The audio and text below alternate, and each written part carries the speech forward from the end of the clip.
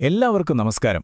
അസാധ്യമെന്ന് തോന്നുന്ന ഒരു വാർത്ത കേൾക്കുമ്പോൾ അതിനെ ഒരൊറ്റ വാചകം കൊണ്ട് എങ്ങനെ നേരിടാമെന്ന് എപ്പോഴെങ്കിലും ചിന്തിച്ചിട്ടുണ്ടോ? ശരി, ഇന്ന് നമ്മൾ സംസാരിക്കാൻ പോകുന്നത് അതിനെക്കുറിച്ചാണ്. അതെ, ഇതാണ് നമ്മുടെ ഇന്നത്തെ ചർച്ചയുടെ കാതൽ.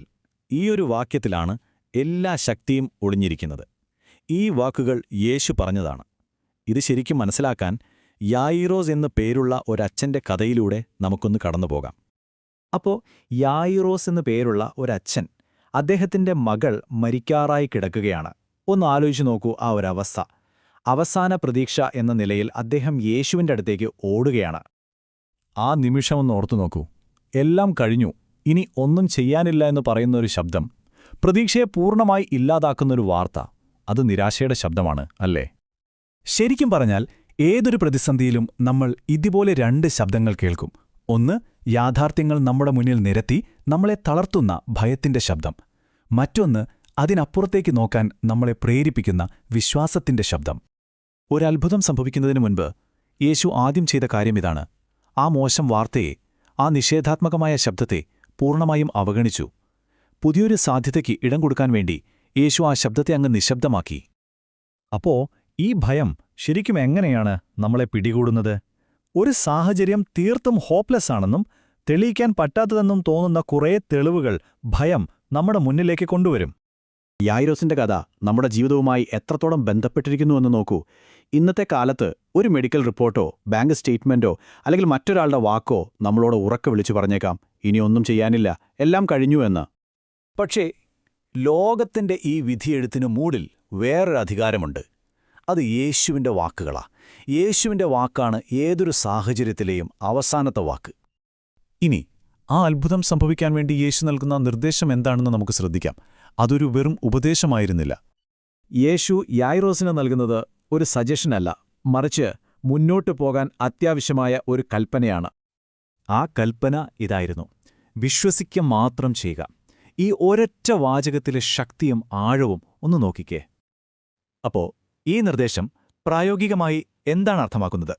വിശ്വാസമെന്ന് പറയുന്നത് വെറുമൊരു തോന്നലല്ല, അതൊരു പ്രവൃത്തിയാണ്. ഭയപ്പെടുന്നത് നിർത്തുക, കേട്ട മോശം വാക്കുകളെ അവഗണിക്കുക, പിന്നെ വിശ്വസിക്കുക എന്ന ഒരേ ഒരു ജോലിയിൽ മാത്രം ശ്രദ്ധ കേന്ദ്രീകരിക്കുക. ശരി, ഇനി അടുത്തതായി യേശു എന്തു ചെയ്യുന്നു എന്ന് ശ്രദ്ധിക്കാം.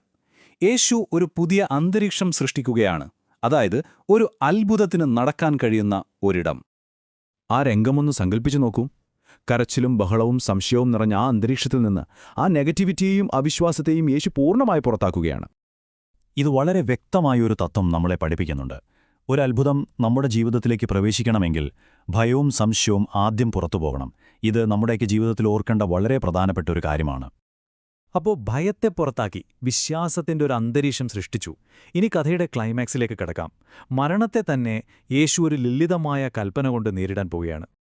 മരണത്തിനു മുന്നിൽ ഒട്ടും പതറാതെ പൂർണ്ണമായ അധികാരത്തോടെ നിൽക്കുന്ന യേശുവിനെയാണ് നമ്മളിവിടെ കാണുന്നത്. ആകാംക്ഷ നിറഞ്ഞ ഒരു നിമിഷമാണിത്. യേശു സംസാരിച്ച അതേ അറമായ ഭാഷയിലുള്ള വാക്കുകൾ. ഈ വാക്കുകളിലെ ശക്തിയും അധികാരവും ശ്രദ്ധിക്കുക. തലീഥ കൂമി. ഈ വാക്കിന്റെ അർത്ഥം ഇതാണ്: ബാലികയെ, ഞാൻ നിന്നോട് പറയുന്നു, എഴുന്നേൽക്കുക. ആ ഒരൊറ്റ കൽപ്പന കേട്ട ഉടനെ ആ പെൺകുട്ടിയിലേക്ക് ജീവൻ തിരികെ വന്നു. മരണത്തിന്റെ ശക്തി അവിടെ തകർക്കപ്പെട്ടു. അപ്പോ ഇതിൽ നിന്ന് നമ്മൾ മനസ്സിലാക്കേണ്ട പ്രധാന ആശയം ഇതാണ്: ഭയത്തിന്റെ 1000 വാക്കുകളെ ഇല്ലാതാക്കാൻ യേശുവിന്റെ ഒരൊറ്റ വാക്കിന് കഴിയും. അതുകൊണ്ട് ഈ പാഠം നമുക്ക് നമ്മുടെ വ്യക്തിപരമായ ഒരു പ്രഖ്യാപനമാക്കി മാറ്റാം. ഞാൻ ഭയപ്പെടില്ല, കാരണം എനിക്കുവേണ്ടി യേശു ഒരു വാക്ക് സംസാരിച്ചിട്ടുണ്ട്. എന്റെ സാഹചര്യങ്ങൾ എന്തുതന്നെ പറഞ്ഞാലും ശരി, അതിനല്ല അവസാന വാക്ക്.